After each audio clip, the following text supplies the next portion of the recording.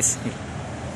ನಿನ್ನೆ ರಾತ್ರಿ ಸುಮಾರು 8 ಗಂಟೆಯ ಹೊತ್ತಿಗೆ ದರ್ಬೆಯ ವೃತ್ತದ ಬಳಿ ಇರುವಂತಹ ಬಸ್ ಸ್ಟಾಪಿನಲ್ಲಿ 2 ಕೂಲಿ ಕಾರ್ಮಿಕ ದಂಪತಿಗಳು 3 ಮಗು, ಸುಮಾರು 12 ವರ್ಷ ಪ್ರಾಯದ ಒಂದು ಮಗು, 6 ವರ್ಷದ ಪ್ರಾಯದ ಒಂದು ಹೆಣ್ಣು ಮಗು ಹಾಗೂ 6 ತಿಂಗಳು ಪ್ರಾಯದ ಒಂದು ಮಗುವಿನ ಜೊತೆಗೆ ಬಸ್ ಸ್ಟಾಪಿನಲ್ಲಿ ಕುಡಿದ ಮತ್ತಿನಲ್ಲಿ ಸಿಕ್ಕಾಪಟ್ಟೆ ಗಲಾಟೆ ಮಾಡಿ ಮಕ್ಕಳಿಗೆ ಹೊಡಿತಾ ಇರುವಂಥ ಸಂದರ್ಭದಲ್ಲಿ ದರ್ಬೆಯ ಆಸುಪಾಸಿನ ಸಾರ್ವಜನಿಕರು ಸೇರಿ ಅದನ್ನು ತಡೆದು ಅವರ ತಂದೆ ತಾಯಿಗೆ ಬುದ್ಧಿವಾದವನ್ನು ಹೇಳಿ ಮಕ್ಕಳಿಗೆ ಹೊಡೆಯುವುದನ್ನು ನಿಲ್ಲಿಸಿದರು.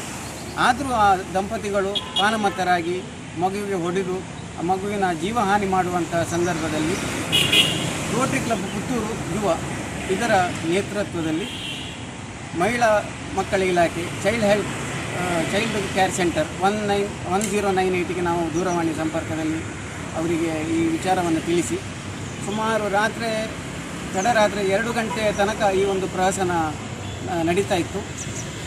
ಮಕ್ಕಳ ಇಲಾಖೆಯಿಂದ ತುಂಬ ಸಹಕಾರ ನೀಡಿದ್ದಾರೆ, ಆದರೂ ಯಾವುದೇ ಫಲಕಾರಿಯಾಗಲಿಲ್ಲ.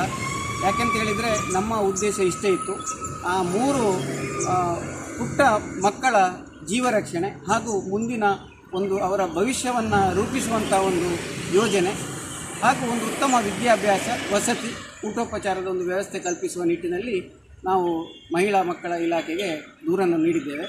ಸೊ ಅದೇ ಸಂದರ್ಭದಲ್ಲಿ ಪುತ್ತೂರು ಠಾಣೆಯಿಂದ ನಮಗೆ ಸಹಕಾರ ಸಿಕ್ಕಿದೆ.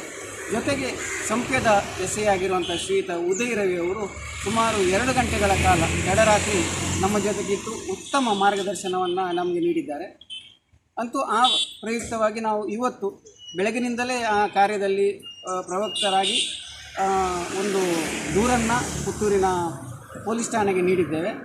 ಈಗಾಗಲೇ ಮಹಿಳಾ ಮಕ್ಕಳ ಇಲಾಖೆಯ ನಿರ್ದೇಶಕರಾಗಿರುವಂತಹ ಶ್ರೀಲತಾ ಮೇಡಮ್ ಅವರಿಗೂ ಈ ವಿಚಾರವನ್ನು ತಿಳಿಸಿದ್ದೇವೆ.